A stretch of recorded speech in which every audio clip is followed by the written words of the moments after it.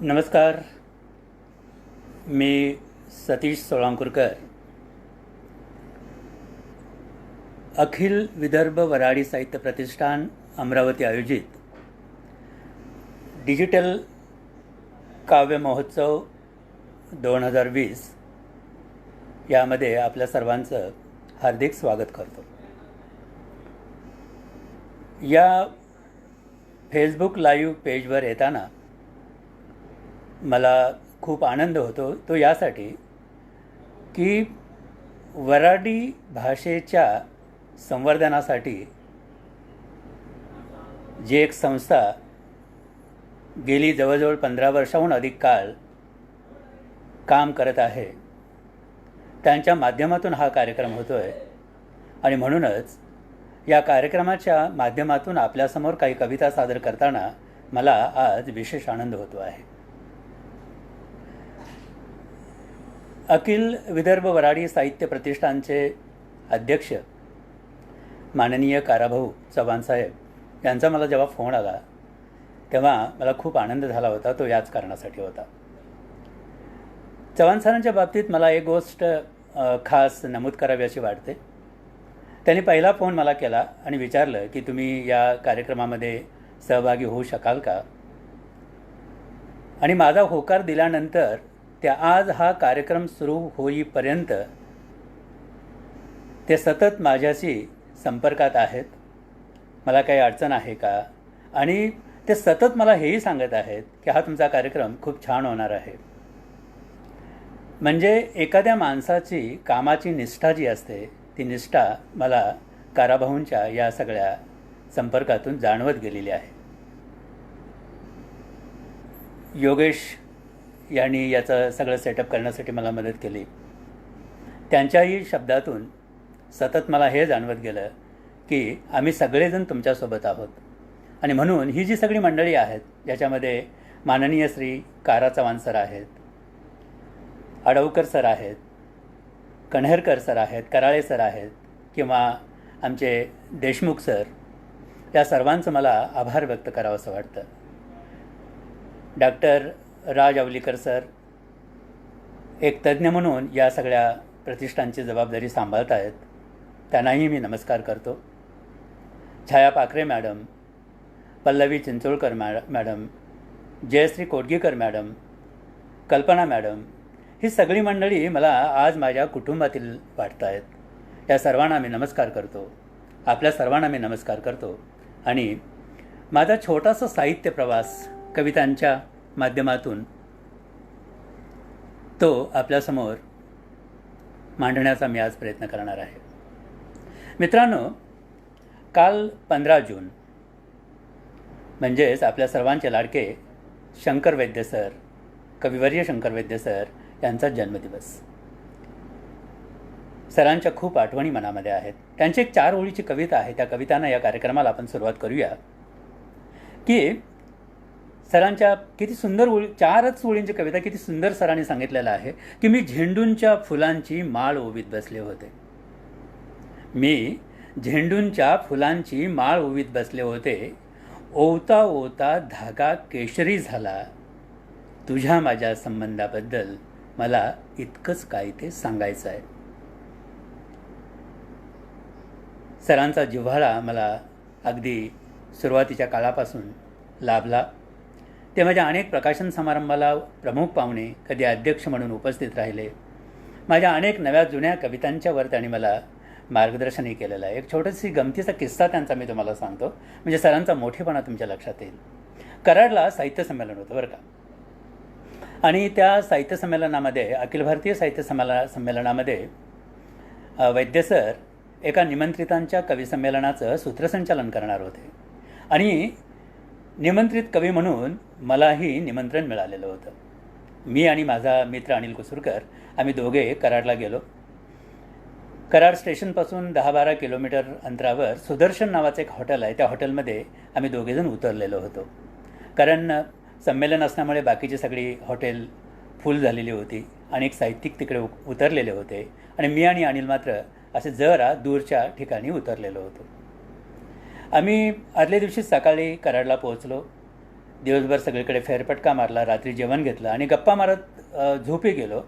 रात्री 1-1:30च्या आसपास अनिल एकदम झोपेतून जागा झाला, अनिल कुसूरकर माझा मित्र, आणि मला म्हणाला, सतीश, मला वैद्यसरांचा आवाज ऐकू येतोय. मला थोडंसं आश्चर्य वाटलं.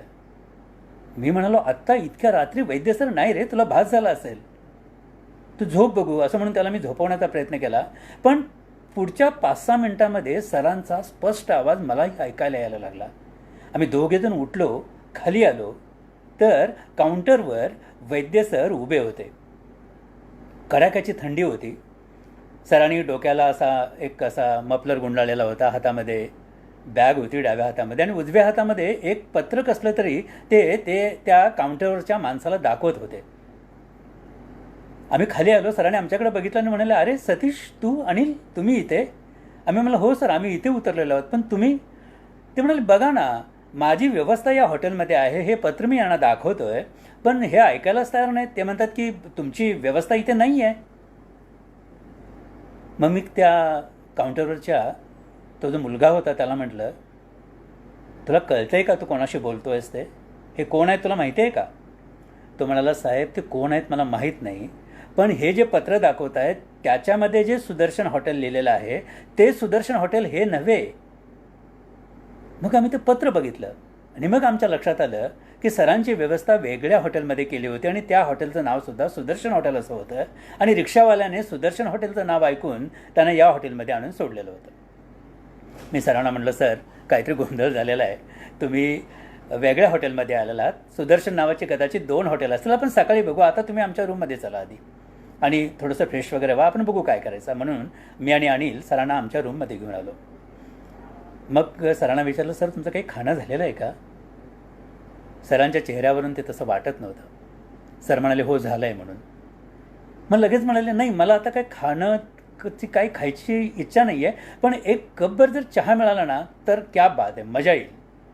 पण आता इतक्या रात्री त्या हॉटेलमध्ये तर चहा मिळणं शक्य नव्हतं. मी सरांना म्हटलं, सर, चहा मिळेल, पण आपल्याला थोडंसं एस.टी. स्टँडपर्यंत चालत जावं लागेल, तुम्ही याल आमच्याबरोबर? सर म्हणाले, हो, जाऊया की, आता काय करायचं आहे. आणि मग मी, अनिल कुसूरकर आणि सर असं छान त्या कडाक्याच्या थंडीमध्ये गप्पा मारत मारत एस.टी. स्टँडपर्यंत गेलो कराडच्या. तिकडे गरमागरम वडे खाल्ले, एक चहा प्यायला, निघताना परत एक चहा परत एकदा आम्ही घेतला आणि गप्पा मारत आम्ही आमच्या रूमवर आलो. तोपर्यंत रात्रीचे 3:30-4 वाजून गेलेले होते. सर म्हणाले, आता झोपा, बराच वेळ झाला आहे. आणि आम्ही मग शांतपणे झोपून गेलो. सकाळी जाग आली, 6-6:30 वाजले असतील. सर सगळे आंघोळ वगैरे करून शांतपणे काहीतरी लिहित बसले होते. आम्ही पटकन उठलो. सरांना म्हटलं, सर, तुम्ही झोपला नाहीत? नाही रे, बसलो, थोडा वेळ झोपलो, उठलो आणि मग थोडंसं काहीतरी असं चिंतन सुरू होतं म्हणाले. आम्ही पटकन आवरलं आणि सरांना म्हणालो, सर, आता चला, आपण थोडंसं बाहेर जाऊया, नाश्ता पण घेता येईल, चहा घेता येईल, आणि मग तुमचं जे हॉटेल आहे त्या हॉटेलमध्ये ते आपण शोधून घेऊ, म्हणजे मग तुम्हाला तिकडे जाता येणं शक्य होईल. सरांनी आमच्याकडे असं थोडंसं विचित्र नजरेनं बघितलं आणि म्हणाले, का रे, मी जड होतोय का तुम्हाला? मी म्हणालो, सर, जड होतोय असं नाही म्हणालो आम्ही, पण तुमची वेगळी चांगल्या हॉटेलमध्ये सोय असेल तिथं जाता येणं शक्य नाही. म्हणाले, मी आता कुठेही जाणार नाही, हे संमेलन होईपर्यंत मी तुमच्या बरोबरीनंच राहणार, तुम्हाला काही त्रास आहे का माझा? नाही म्हणाल, पण इतक्या छोट्या रूममध्ये सर तुम्ही आमच्यासोबत राहाल? सर, हो म्हणाले. आणि मित्रांनो, तुम्हाला आश्चर्य वाटेल, पुढचे 3 दिवस सर आमच्याबरोबर कराडला त्या आमच्या छोट्याशा रूममध्ये राहिले. पण त्या 3 दिवसांचा आम्हाला इतका फायदा झाला, कारण सर निमंत्रितांच्या कविसंमेलनाचं सूत्रसंचालन करणार होते.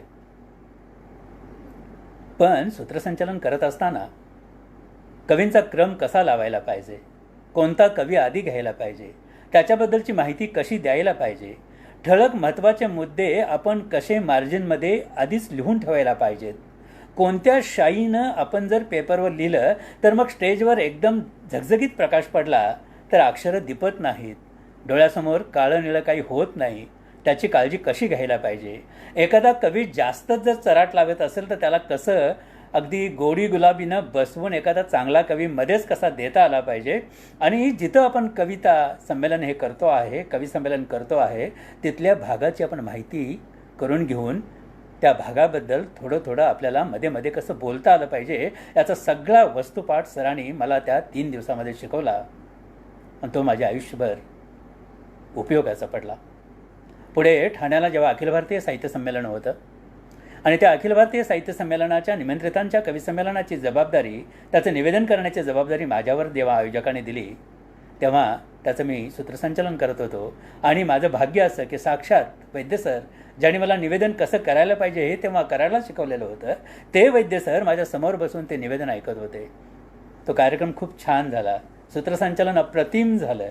मी खाली आलो, कार्यक्रम संपल्याबरोबर सरांच्याकडे आलो, सरांच्या पायाला हात लावला. त्यांनी मला वरती धरलं आणि छातीशी धरून म्हणाले, वा सतीश, छान निभावून नेलंस. मी म्हणालो, सर, कराडमध्ये तुम्ही जी माझी कार्यशाळा घेतली होती ना, तो सगळा अनुभव मला इथे वापरता आला आणि साक्षात तुम्ही होतात सर. मला खूप बरं वाटत होतं. मित्रांनो, वैद्य सर असे होते, जवळ करणारे, शांतपणे बसवून घेणारे, समजावून सांगणारे आणि एखादी गोष्ट कशी त्या कवितेच्या त्या तळापर्यंत आपल्याला कसं जाता यायला पाहिजे हेही समजून सांगणारे. अशा अनेक दिग्गज मंडळी या कवितेच्या प्रवासात मला भेटली आणि मला वाटतं हे माझ्या संचिताचं देणं आहे. आदरणीय मंगेश पाडगावकर सर, आदरणीय शंकर वैद्य सर, नारायण सुर्वे सर, कविश्रेष्ठ Grace, Kusumagraj Tatyasaheb, Shanta Shelke madam, Indira Sant madam, किती नावं घ्यावीत, नादो मानोर सर, ह्या सगळ्यांचा मला जिव्हाळा लाभला. त्यांनी मला जवळ केलं, माझी कविता मला जवळून समजावून सांगितली आणि काय खरं काय खोटं आणि याच्यामधल्या धुसरशा वाटेवर जाताना कवीने नेमकी कोणती काळजी घ्यायला पाहिजे हेही ते सांगत आले. एक छोटीशी कविता मी आपल्यासमोर सादर करतो. अनेक मंडळी मला दिसत आहेत, मी सर्वांची नावं इथं घेत नाही. नावं घेताना कदाचित माझं डायव्हर्शन्स तिकडे जाण्याची शक्यता असते, माझं कॉन्सन्ट्रेशन थोडंसं तिकडे जाण्याची शक्यता असते, म्हणून मी नावं घेत नाही. सर्वांचे आभार, आपल्या सर्वांना नमस्कार. एक छोटी कविता आहे की देणे घेणे जीव घेणे त्याचा होतो झुला. देणे घेणे जीव घेणे त्याचा होतो झुला, शब्दासाठी जीव दिलास काय मागू तुला. देणे घेणे जीव घेणे त्याचा होतो झुला, शब्दासाठी काय मागू तुला. हातामध्ये हात घेऊ जाऊ दूर निघून, हातामध्ये हात घेऊ जाऊ दूर निघून, डोळ्यांमध्ये ओल तोवर थोडे घेऊ जगून. ओंजळभर पाणी पुरे कशासाठी त्रागा, ओंजळभर पाणी पुरे कशासाठी त्रागा, पदराच्या गाठीसाठी ठेव थोडी जागा. शब्द शब्द वेचताना शीळ वाजेल रानात, शब्द शब्द वेचताना शीळ वाजेल रानात. गाण्यासाठी गळा नको लळा असो मनात, ए अशी बस जरा मांडू नवा डाव. ए अशी बस जरा मांडू नवा डाव. मूठभर माती मिळेल तो तुझा माझा गाव, मूठभर माती मिळेल तो तुझा माझा गाव. ही जी मूठभर माती मला हवी आहे, त्या मूठभर मातीचा असलेला गाव, त्या गावाकडे जाण्याच्या प्रवासात मला कविता सोबत करताना दिसते. माझं गाव सोळांकूर, कोल्हापूर जिल्ह्यातील एक छोटंसं गाव सोळांकूर नावाचं.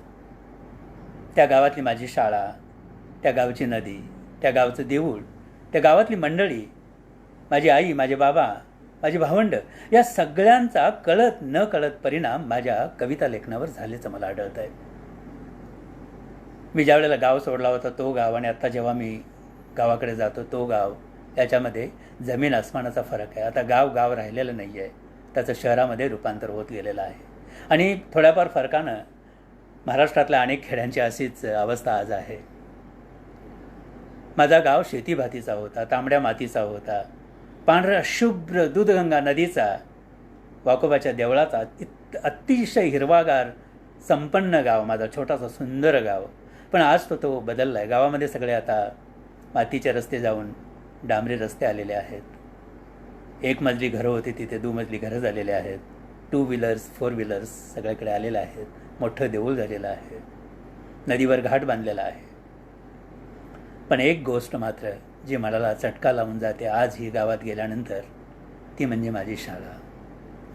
गावामध्ये या सगळ्या गोष्टी बदलत गेल्या 30-35 वर्षामध्ये, पण शाळा मात्र बदलली नाही. शाळेवर वाढलेले गवत आजही तसंच आहे. शाळेच्या खिडक्या निखळलेल्या आहेत, दरवाजे तुटून गेलेले आहेत, ब्लॅकबोर्ड्स तुटून गेलेले आहेत आणि या शाळेकडे लक्ष द्यायला गावाला वेळ नाही.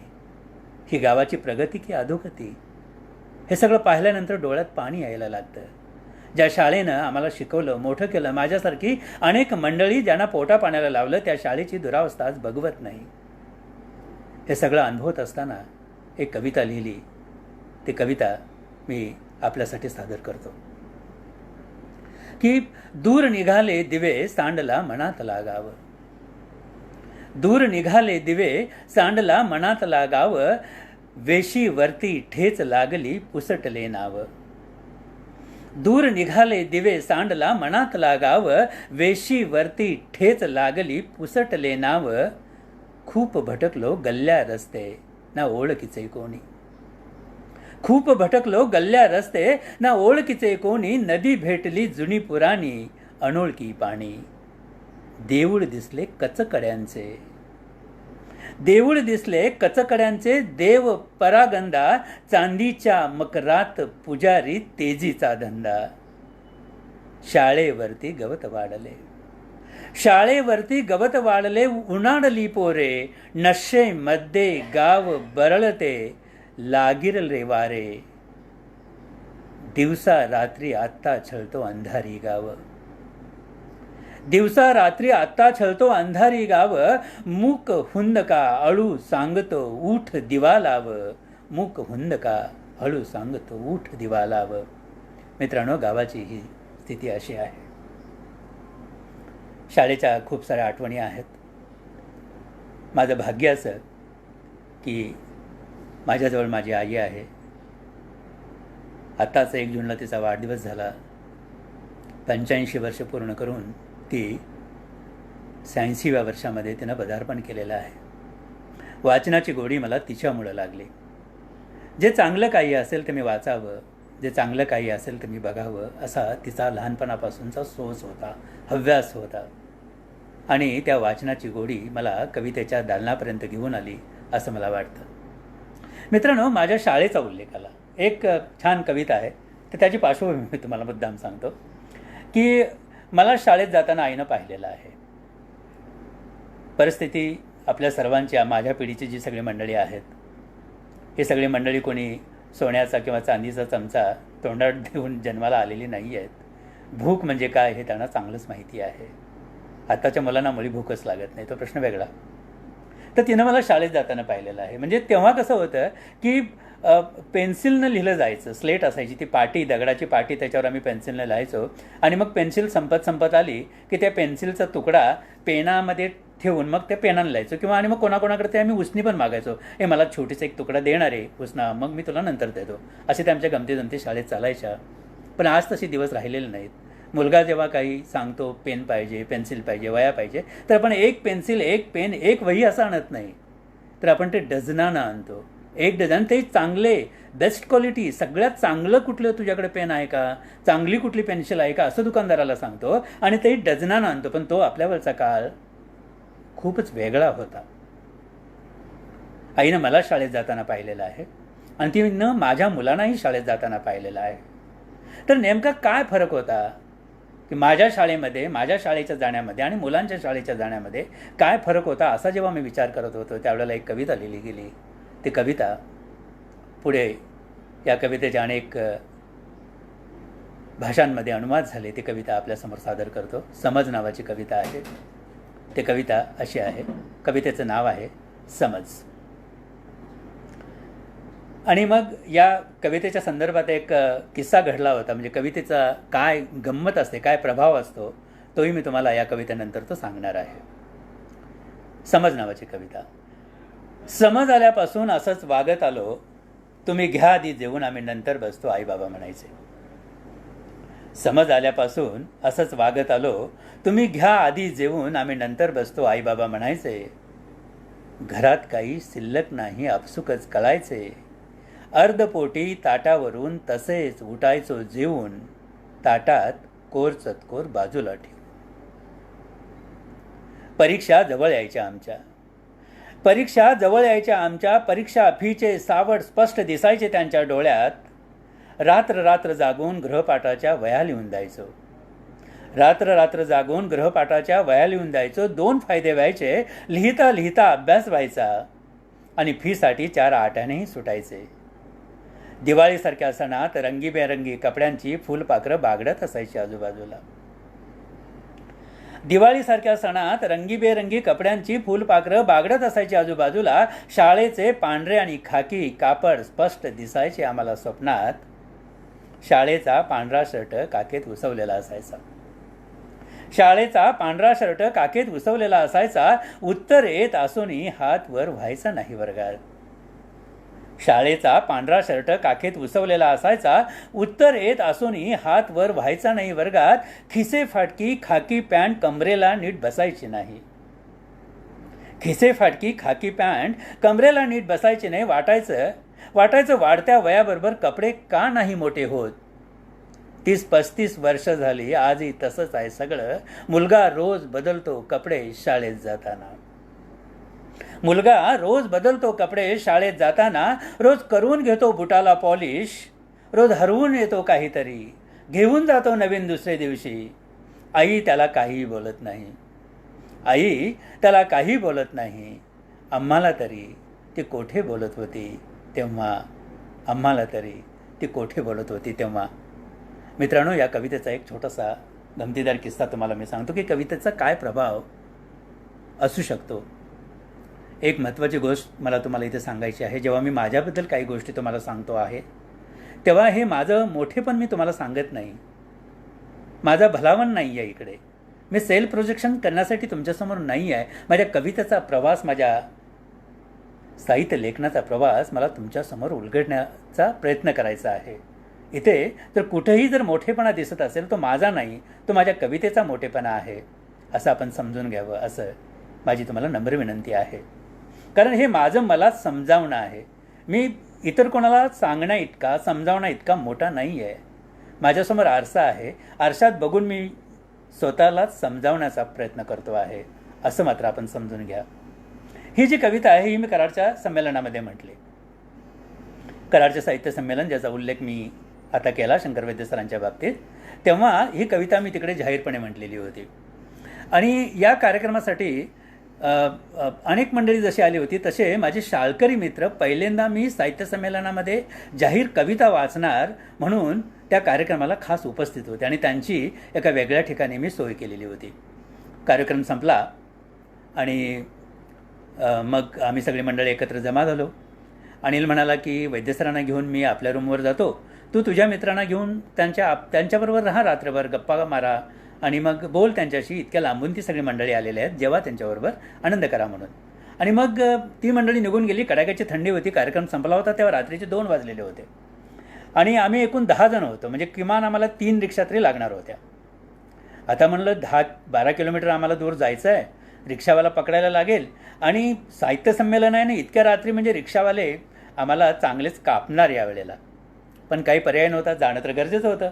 म्हणून आम्ही थोडंसं असं चालत पुढे आलो तर एके ठिकाणी अशी शेकोटी करून 8-10 रिक्षावाले रिक्षा उभे करून ते या शेकोटीची धग घेत उभे होते. मग माझा मित्र म्हणाला, सतीश तू जा आणि रिक्षावाल्यांना जरा बोल त्यांच्याशी किती भाडे घेणार वगैरे आणि 3 रिक्षा घेऊन ये. मी म्हणालो बरं मी जातो. मग तिकडे गेलो. अंधार होता पण ती शेकोटी पेटलेली होती. त्या शेकोटीचा उजेड त्या सगळ्या रिक्षावाल्यांच्या चेहऱ्यावर होता. ते काहीतरी गप्पा मारत होते, कोणीतरी बिडी पित होते, काय काय चाललं होतं. मी तिथे गेलो आणि म्हणालो, दादा आम्हाला 1-2 रिक्षा लागणार आहेत, मिळतील का आता आम्हाला 1-2 रिक्षा. असं मी म्हटल्यानंतर 1-2 क्षण शांतता पसरली आणि एक रिक्षावाला चटकन म्हणाला, ओ फाटकी खिसेवाले, फाटका शर्टवाले, का नाही मिळणार तुम्हाला रिक्षा. मी म्हणालो, फाटके खिसेवाले फाटका शर्टवाले असं का म्हणता. तो म्हणाल, तुम्हीच होता ना आता तिकडे संमेलनामध्ये, नाही का तुम्ही कविता म्हणालीत की खिसे फाटकी पॅन्ट होती आणि शर्ट उसवलेला होता म्हणून. म्हणाल हो, पण तुम्ही होता का ती कविता ऐकायला. हो म्हणाले, मी होतो त्या कार्यक्रमात आणि आता या मित्रांना सांगत होतो की का सुंदर कविता होती. खरंच डोळ्यात पाणी आलं हो ती कविता ऐकून. चला चला तुम्हाला किती पाहिजे तेवढ्या रिक्षात, कुठं जायचं तुम्हाला, या बसा असं म्हणून तो आणि त्याचे 2 मित्र रिक्षा घेऊन आमच्याकडे आले. त्या रिक्षात आम्हाला बसवलं. आम्हाला 10-12 किलोमीटर जिथं आमची व्यवस्था होती उतरलो होतो आम्ही, जिथे आम्हाला सोडलं. उतरताना मी त्यांना म्हणलो, दादा किती पैसे झाले. तर तो रिक्षावाला म्हणाला, दादा म्हणताना मला आमच्या गावात आलात एकतर आणि पैसे मागता. पैसे मी घेईन असं वाटतं तुम्हाला? पैसे नाही घेणार. फक्त एक करा, तुमची काय हरकत नसेल तर ती कविता परत एकदा ऐकवा.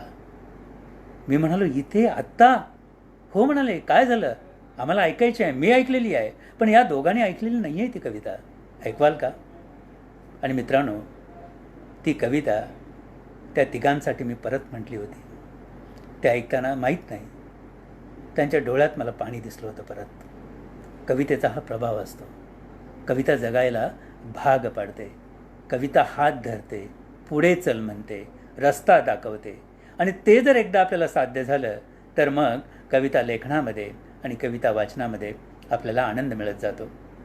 कवितेनं काय दिलं असं जेव्हा मला विचारलं जातं तेव्हा हे सगळे अनुभव माझ्यासमोर येतात. मित्रांनो, हा कार्यक्रम जेव्हा करायचं ठरत होतं तेव्हा अमरावतीच्या एक ज्येष्ठ कवयित्री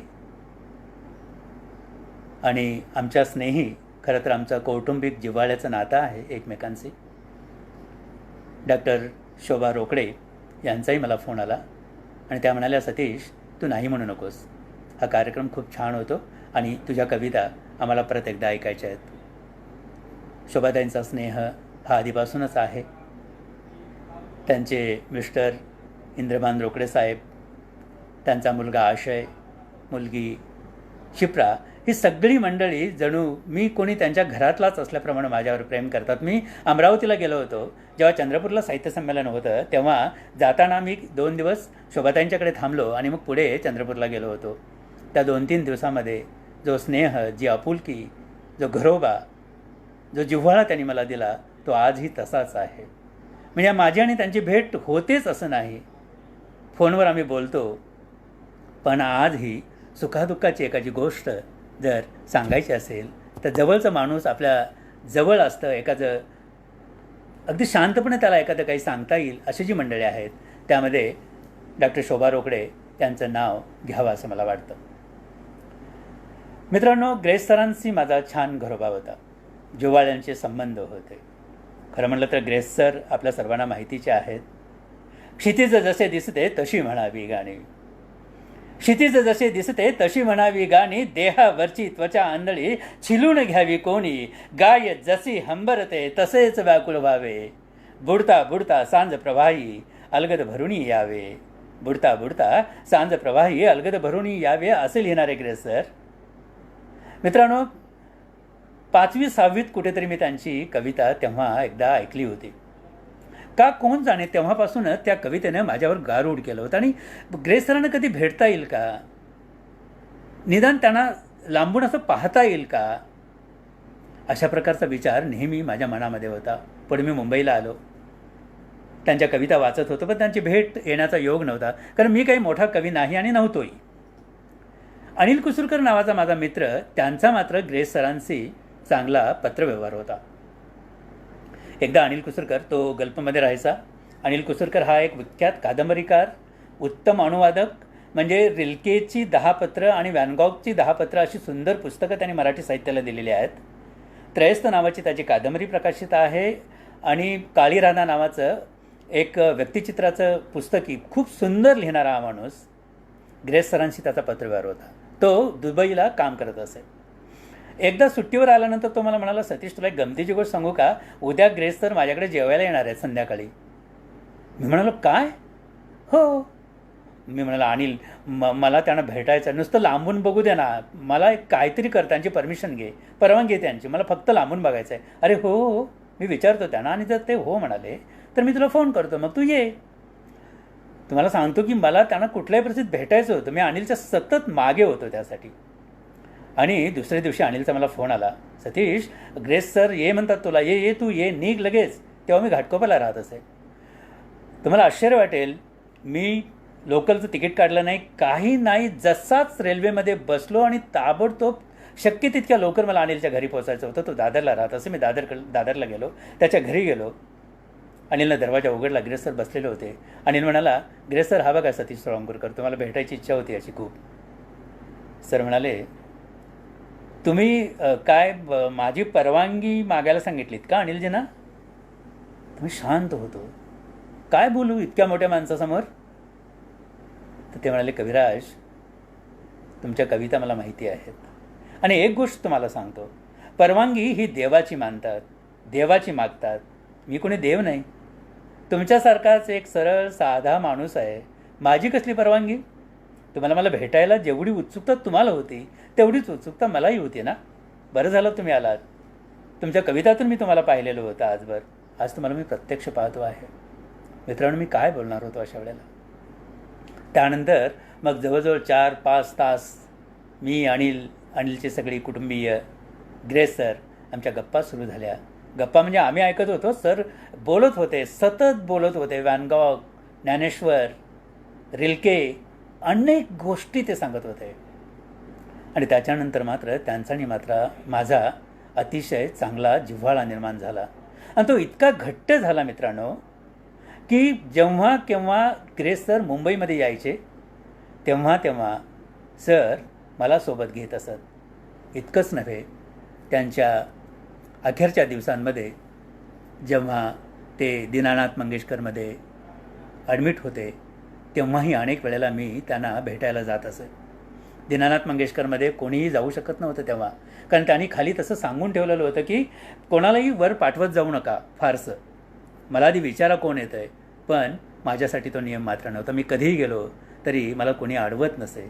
ग्रेस सरांनी तसं सांगून ठेवलेलं होतं. मला आठवतं एकदा शोभाताई रोकडेही माझ्याबरोबर होत्या. पुण्याला एका कार्यक्रमाच्या निमित्तानं आम्ही गेलो होतो आणि आम्ही दोघेजण त्यांना भेटायला गेलो होतो. तो प्रसंग मी तुम्हाला मुद्दाम सांगतो की ग्रेस सरांना आम्ही भेटायला गेलो दीनानाथमध्ये. शोभाताई रोकडे, त्यांच्या सीडीचं एक काम तेव्हा तिकडं सुरू होतं, त्यासाठी त्या पुण्याला आल्या होत्या आणि योगायोगानं आमची भेटी झाली होती. तर आम्ही ग्रेस सरांना भेटायला गेलो.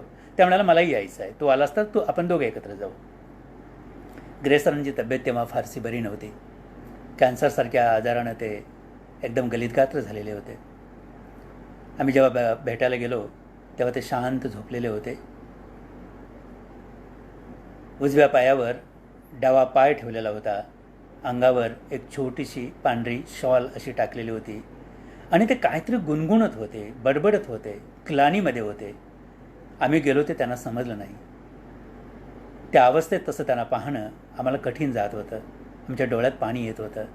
तेव्हा त्यांचा मुलगा विशू, राघव त्यांच्याजवळ होता. त्याला घेऊन आम्ही बाहेर आलो. बाहेरून आम्ही बघत होतो, वार्डच्या बाहेरून त्यांच्याकडे पाहत होतो.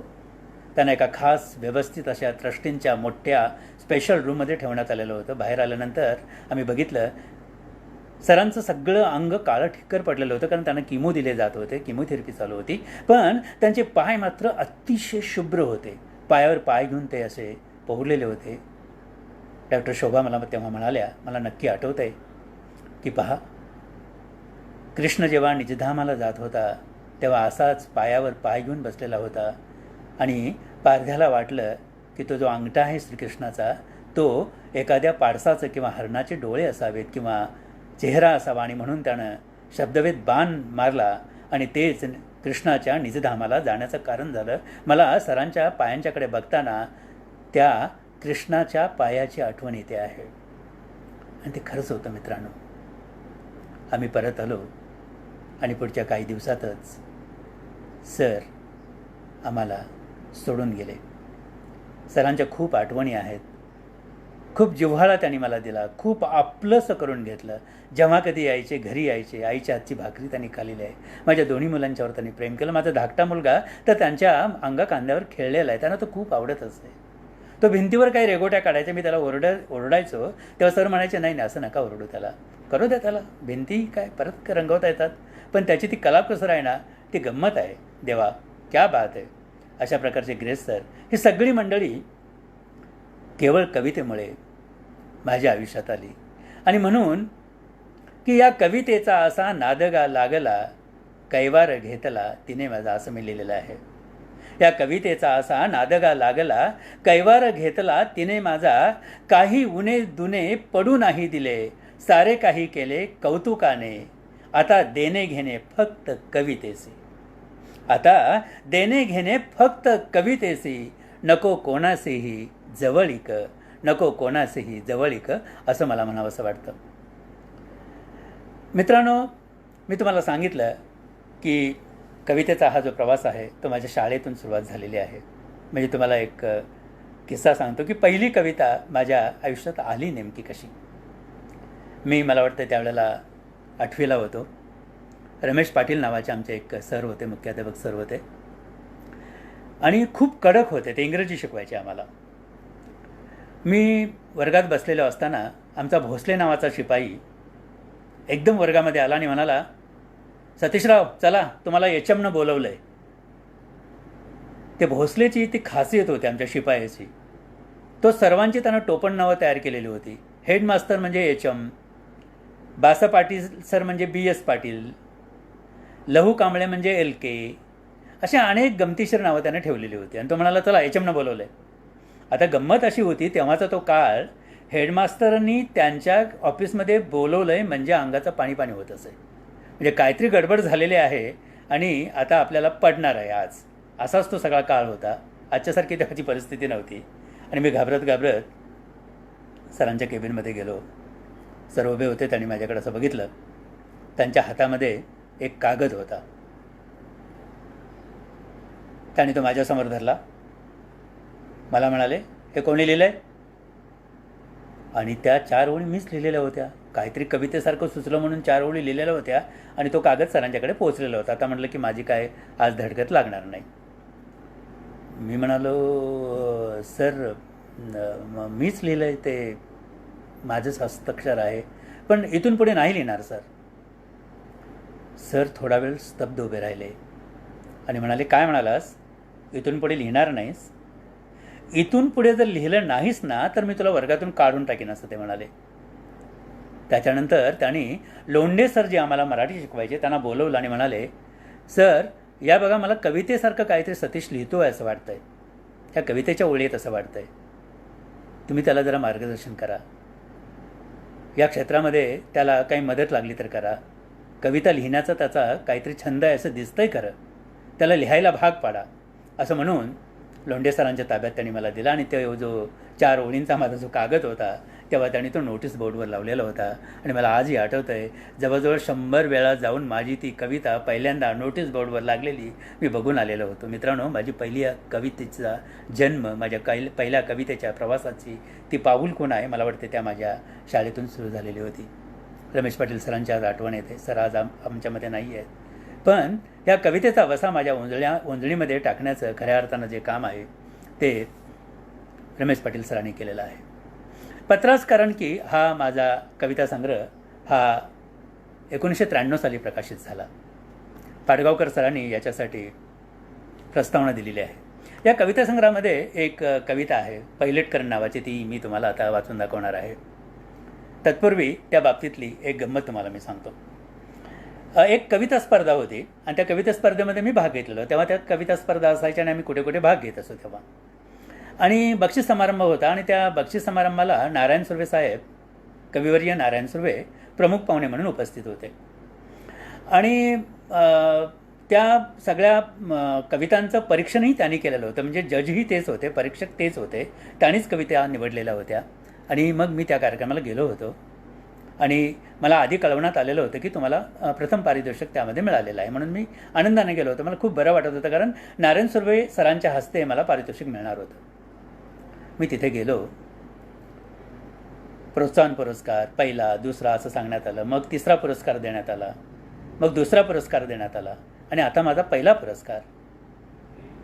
पहिला पुरस्कार देण्यापूर्वी नारायण सुर्वे सर म्हणाले की मला 2 मिनटं आधी बोलायचं आहे आणि मग ज्याचा हा पुरस्कार आहे त्याला मी इथं बोलवणार आहे.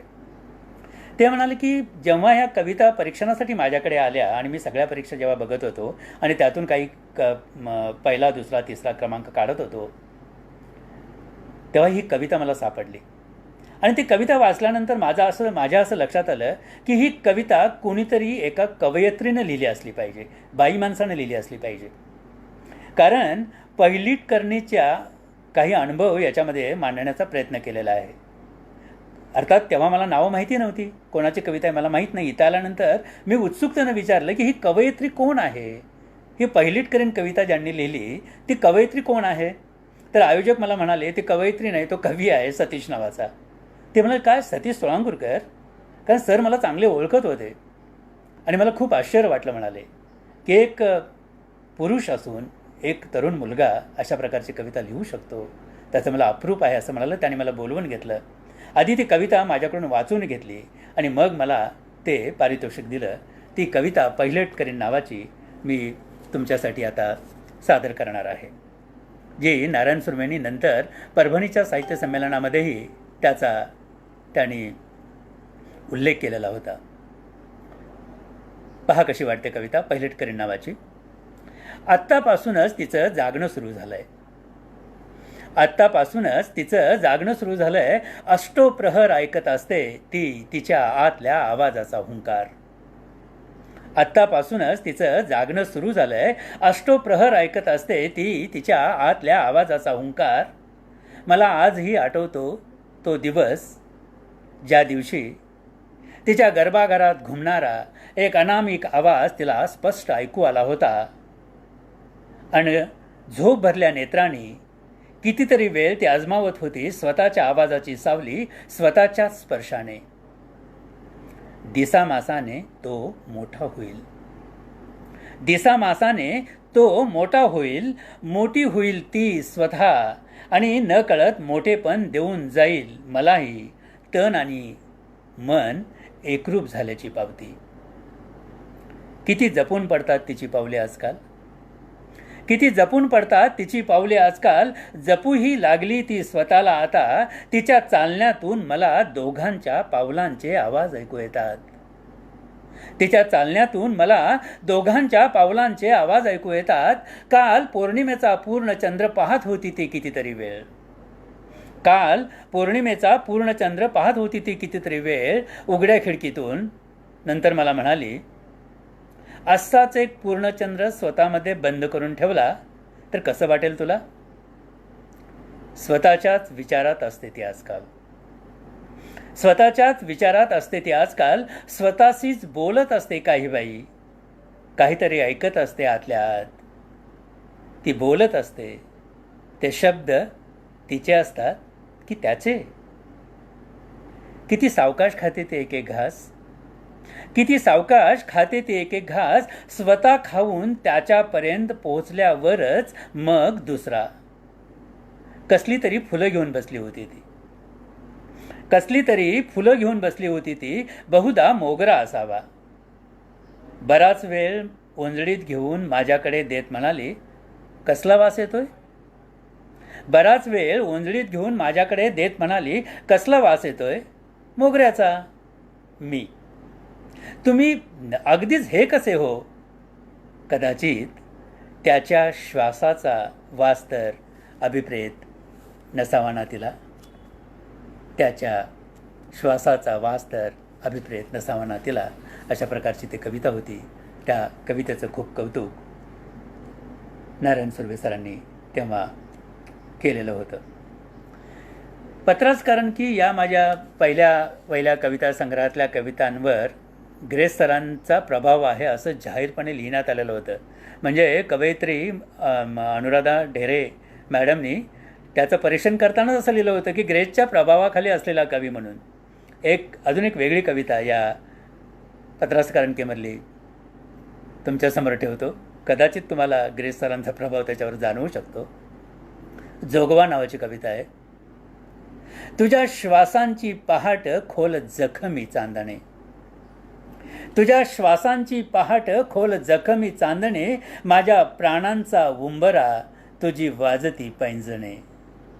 तुझ्या श्वासांची पहाट खोल जखमी चांदणे. माझ्या प्राणांचा उंबरा तुझी वाजती पैंजणे. तुझ्या शब्दांनी तोलला माझ्या अंगणीचा वारा. तुझ्या शब्दांनी तोलला माझ्या अंगणीचा वारा. आज चिघळली बाग उभा अंधार पहारा. असा मृत्यूचा जोगवा कोण्या झाडाशी जपावा. असा मृत्यूचा जोगवा कोण्या झाडाशी जपावा. ओल्या आठवा सोबत कोणा निरोप धाडावा. तुझ्या श्वासांची झालर अशी देहाच्या दाराला. तुझ्या श्वासांची झालर अशी देहाच्या दाराला. कसे शब्दांच्या लयीत जावे हळव्या गावाला. कसे शब्दांच्या लयीत जावे हळव्या गावाला. अनेक कविता आहेत समोर. अनेक कविता तुमच्यासमोर सादर कराव्याशा वाटतात. एकांताचा दिवा हा माझा दुसरा कविता संग्रह, ज्याच्या प्रकाशनासाठी साक्षात शंकर वैद्य सर आलेले होते. अनेक महत्त्वाची मंडळी या कार्यक्रमाला उपस्थित होती. त्यांच्या हस्ते या पुस्तकाचं प्रकाशन झालं. त्याच्यावर त्यांनी विस्तृत आपले विचारही त्यावेळेला मांडलेले होते. त्यातली एक कविता मी आपल्यासमोर सादर करतो.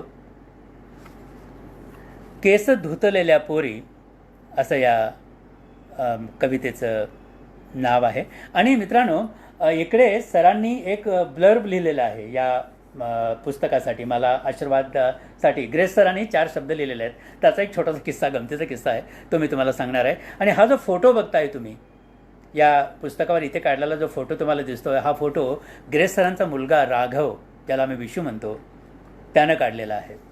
केस धुतलेल्या पोरी ही कविता मी तुमच्यासमोर सादर करतो. एकांताचा दिवा या कविता संग्रहातली कविता आहे. केस धुतलेल्या पोरी खेळ खेळती उन्हात, थवा रानपाकरांचा जसा फिरे अंगणात. केस धुतलेल्या पोरी खेळ खेळती उन्हात, थवा रानपाकरांचा जसा फिरे अंगणात. केस धुतल्या पोरींनी सैला आंबाडा बांधला. केस धुतल्या पोरींनी सैला आंबाडा बांधला. बटा मागे सारताना चांद तुकडा सांडला. केस धुतल्या पोरींनी हात गुंपले हातात. केस धुतल्या पोरींनी हात गुंपले हातात. एक सोनसळी झुला माझ्या झुलतो मनात.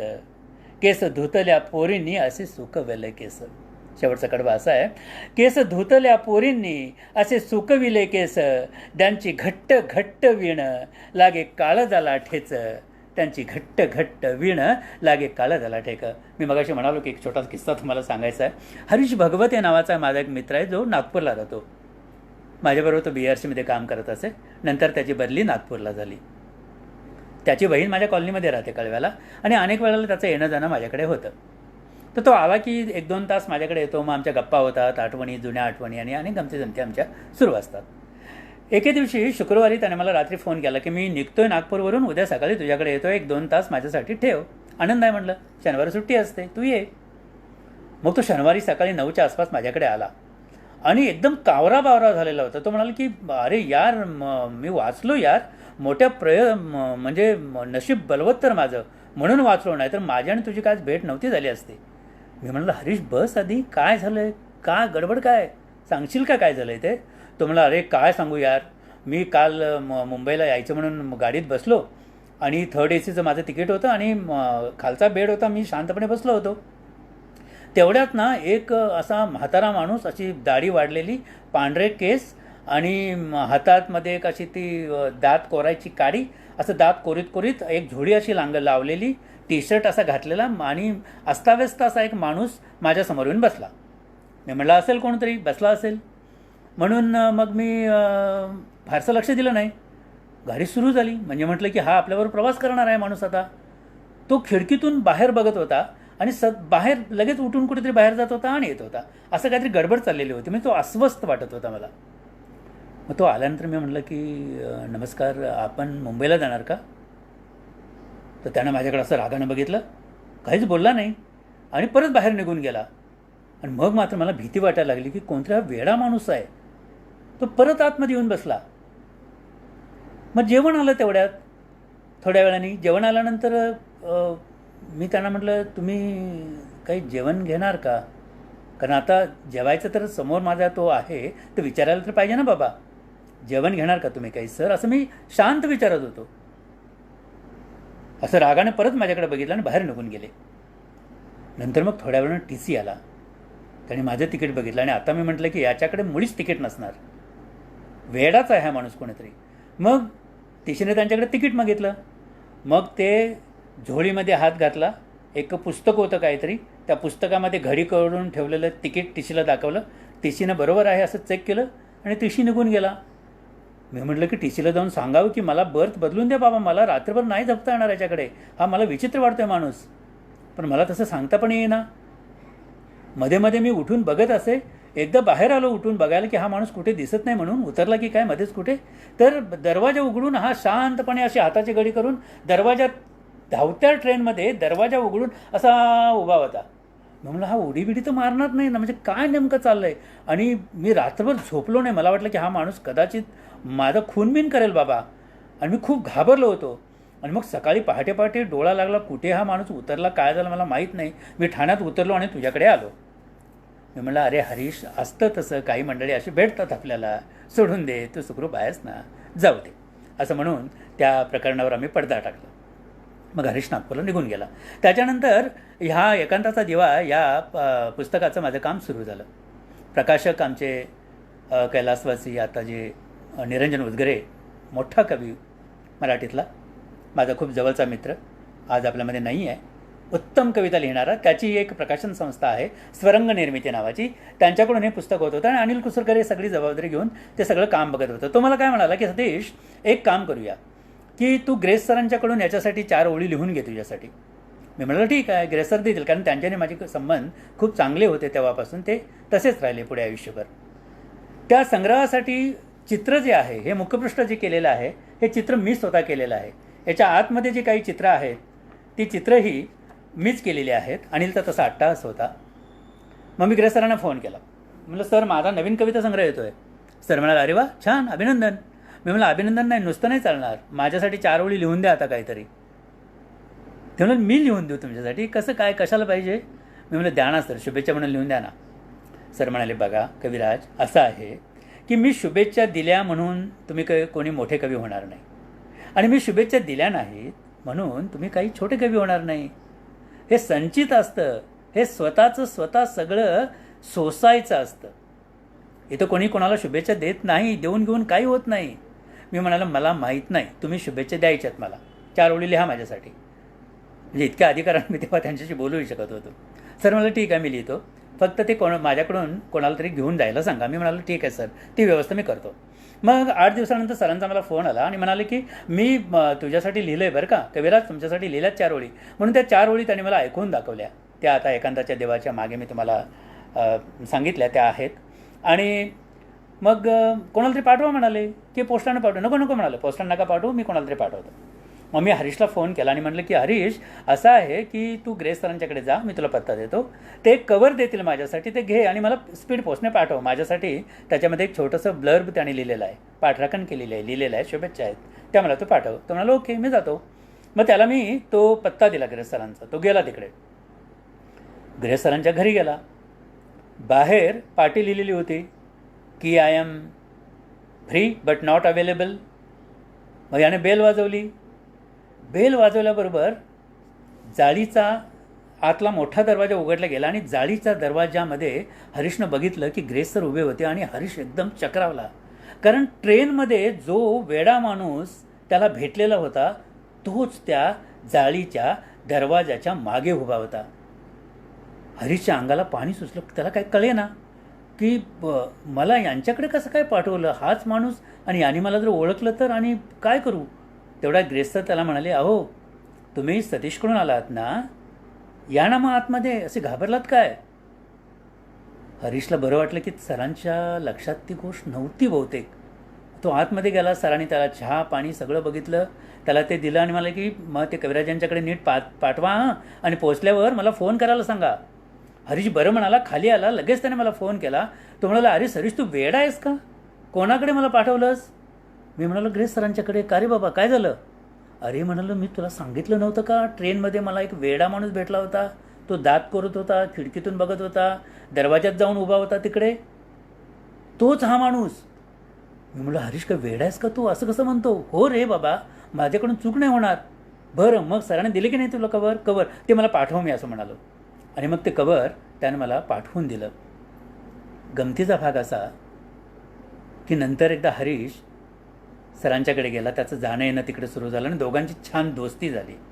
नंतर एकदा तो गेला आणि म्हणाला की सर, माझ्या मुलाचा पहिला वाढदिवस आहे, तुम्ही यायला पाहिजे.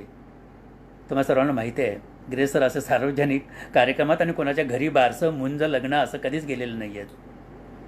हो म्हणाले, येतो की, मला यायला आवडेल तुमच्या मुलाच्या त्या वाढदिवसाला. आणि सर गेले. 2 तास त्याच्या घरी जाऊन थांबले, गप्पा मारल्या, मस्त छान त्याच्याकडे खाणं पिणं केलं आणि मग परत आले. आणि तो हरीशचाही स्नेह पुढे कितीतरी दिवस त्या आमच्या ग्रेस सरांच्याबरोबर राहिलेला होता. मला मुद्दाम हा किस्सा सांगण्याचं कारण असं होतं की ग्रेस सरांच्याबद्दल अनेक उलटेसुलटे प्रवाद आहेत, पण मला जो त्यांचा 20 वर्षाचा जो सहवास लाभला त्याच्यामध्ये मला मात्र तसं कधीही जाणवलं नाही. मित्रांनो, कवितेचा हा प्रवास बोलत असताना अनेक घटना माझ्यासमोर येत आहेत, अनेक गोष्टी मला समोर दिसत आहेत आणि नेमकी कोणती घेऊ कोणती नको अशा प्रकारे मला आता होतंय, जाणवतंय. कवितेच्या क्षेत्रामध्ये तुम्हाला दिग्गजांचा किंवा वरिष्ठांचा आशीर्वाद मिळणं, त्यांचा जिव्हाळा मिळणं, त्यांचं प्रेम मिळणं हे संचिताचं देणं आहे असं मला नेहमी वाटत आलेलं आहे आणि त्या बाबतीत मी खूप भाग्यवान आहे. आदरणीय पाडगावकर सरांच्या पासून ते सुर्वे सर, शंकरवैद्य सर, मगाशी या सगळ्यांची नावं घेतली, पण आजच्या पिढीमध्ये सुद्धा अशोक बागवे सर, ही सगळी मंडळी माझ्यासोबत आहेत, मला मार्गदर्शन करतायत, सांगतायत. आपण सर्वजण आहात. शोभा रोकडे आहे. एखादी नवी कविता जर लिहिली गेली, कुठे वाचली गेली तर आवर्जून एकमेकांना कळवलं जातं आणि हे जे देणं घेणं आहे ते चालू राहायला पाहिजे. मित्रांनो, स्मिता पाटील अभिनेत्री आपल्या सर्वांना माहिती आहे. चेंबूरला आम्ही एक कार्यक्रम करत होतो. तो कार्यक्रम रात्री 4च्या आसपास संपला. हे कार्यक्रम मुंबईमध्ये असेच रात्र चालतात, कवी संमेलनं, आणि ते करून मी, माझा मित्र प्रवीण दामले, कवी संदेश ढगे असे सर्वजण चेंबूरच्या रेल्वे स्टेशनवर येऊन गाडीची वाट पाहत उभे होतो. आणि 5-5:30 झाले असतील. सकाळचा पेपर आलेला होता, महाराष्ट्र टाइम्स. त्या महाराष्ट्र टाइम्स आम्ही तो विकत घेतला आणि त्याच्यामध्ये एक धक्कादायक बातमी होती की अभिनेत्री स्मिता पाटील यांचं दुःखद निधन. आणि ती बातमी वाचून आम्ही सगळेजण हेलावलो, कारण अभिनेत्री स्मिता पाटील ह्या आम्हाला सर्वांच्या खूप जवळच्या अशा होत्या. आणि काही दिवसानंतर मी एक कविता लिहिली. स्मिता पाटील गेल्यानंतरची ती कविता आहे. ती कविता मी तुमच्यासाठी आता सादर करणार आहे. कलावंताच्या आयुष्यातून एखादा माणूस जेव्हा निघून जातो तेव्हा नेमकं त्याचं काय होतं हे सांगणार ही कविता. ही खूप दुःखद गोष्ट असते. माणसाचं जाणं येणं आपल्या हातामध्ये नाही, पण हे चटका लावून जातं. ती कविता तुमच्यासाठी सादर करतो की तुझे जाणे अवघ्यांचे जाणे, तुझे जाणे अवघ्यांचे जाणे, एक एक करून गळणारी आयुष्याची पाने. तुझे जाणे अवघ्यांचे जाणे, एक एक करून गळणारी आयुष्याची पाने. तुझे जाणे म्हणजे दुष्काळात उठून गेलेला गाव. तुझे जाणे म्हणजे दुष्काळात उठून गेलेला गाव, नदीच्या मध्यभागी बुडालेली शाळकरी पोरांची नाव. तुझे जाणे म्हणजे पाऊस ऐन पेरणीच्या हंगामात निघून गेलेला. तुझे जाणे म्हणजे पाऊस ऐन पेरणीच्या हंगामात निघून गेलेला, बाबळीचा काटा कोकिळेच्या कंठात अडकलेला. तुझे जाणे म्हणजे पारध्याने जखमी केलेली पंख तुटकी खार. तुझे जाणे म्हणजे पारध्याने जखमी केलेली पंख तुटकी खार, तापाने फणफणणाऱ्या मुलाच्या हाती ऐन मध्यरात्री पडलेली आईच्या मृत्यूची तार. तुझे जाणे म्हणजे जमलेला भेगा उन्हाच्या झळा. तुझे जाणे म्हणजे जमनीला भेगा उन्हाच्या झळा. तुझे जाणे म्हणजे पंख्याला फास मापाचा गळा. तुझे जाणे म्हणजे अवघ्यांचे जाणे. तुझे जाणे म्हणजे अवघ्यांचे जाणे, एक एक करून गळणारी आयुष्याची पाने. एक एक करून गळणारी आयुष्याची पाने. मित्रांनो, वराडी कवितेच्या माध्यमातून मी आपल्यासमोर आज आहे. परत एकदा या सगळ्या मंडळींचं मला खूप कौतुक करावं असं वाटतं. वराडी भाषेचं संवर्धन आणि तिची संस्कृती जपत असतानाच तिच्या ज्या सगळ्या माय भगिनी आहेत त्यांचा हातात हात घेऊन आमचे काराभाऊ सर ही वाटचाल करतायत आणि महाराष्ट्राच्या कानाकोपऱ्यातून हा वराडीचा जागर ते जागता ठेवतायत. वराडी ही खरंच एकदम छान गोड वाटते. मला कधी कधी वाटतं की वराडीमध्ये भांडताना सुद्धा प्रेमातच भांडण होत असायला पाहिजे, कारण वराडीमध्ये भांडता येणं शक्य नाही असंही मला वाटतं. इतका गोडवा या भाषेमध्ये आहे आणि त्या वराडी भाषेच्या माध्यमातून आपल्याशी आज बोलताना मला खूप आनंद होतो आहे. मित्रांनो, हा स्नेह असाच आपल्याला आयुष्यभर पुढे जपायचा आहे, जागवायचा आहे. हा जिव्हाळा, हा प्रेम हे असंच आपल्याला जागतं ठेवायचं आहे.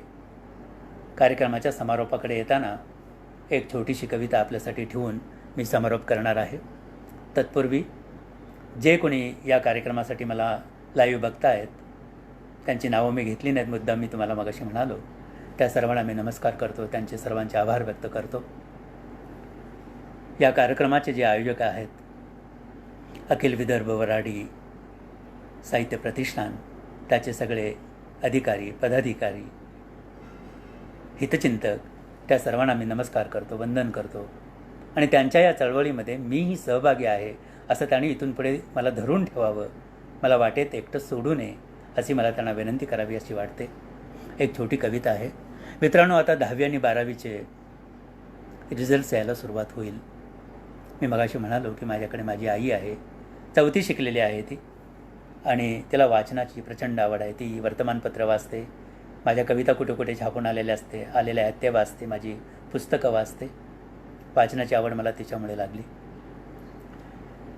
तर रिझल्ट येतात आणि मग बातम्याही यायला लागतात की अमुक अमुक मुलाला 100% मार्क, 90% मार्क्स, अमुक अमुक शाळेचा 100% रिझल्ट, आणि अमुक अमुक पहिला आला, दुसरा आला. आणि या बातम्यांच्या बरोबरच अजून एक बातमी यायला लागते. ती बातमी अशी असते की 10वीमध्ये कमी मार्क्स पडले म्हणून मुलाची आत्महत्या, 12वीमध्ये कमी मार्क्स पडले म्हणून मुलीची आत्महत्या, अशाही बातम्या यायला लागतात. अशी एक बातमी आलेली होती की 10वीमध्ये कमी मार्क पडले म्हणून एका मुलानं आत्महत्या केली. अशी एक बातमी वाचल्यानंतर आई मला म्हणाली की ही मुलं आत्महत्या का करतात याचं कारण तुला माहिती आहे का सतू? ती मला सतू म्हणते. मी म्हणालो हो माहीत आहे. काय? मी म्हणालो की मुलं मोठी व्हावीत, चांगली शिकावीत म्हणून आम्ही पालक त्यांना चांगल्या शाळेमध्ये घालतो, चांगल्या कॉलेजेसमध्ये घालतो, चांगल्या ट्युशन्स देतो, त्यांना हवं नको बघतो, काही कमी पडू देत नाही. मुलं अभ्यास करत नाहीत, परीक्षेमध्ये नापास होतात आणि आत्महत्या करतात. आई शांतपणे म्हणाली हे कारण नाही आहे. मी म्हणालो हे कारण नाही आहे, मग काय कारण आहे तुझ्या मनामध्ये, काय आहे? तर ती म्हणाली की साधं आहे अगदी. सांग ना काय आहे तुझ्या मनामध्ये?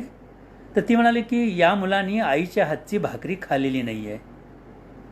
तर मी थोडंसं अचंबित झालो. मी म्हणालो की म्हणजे काय?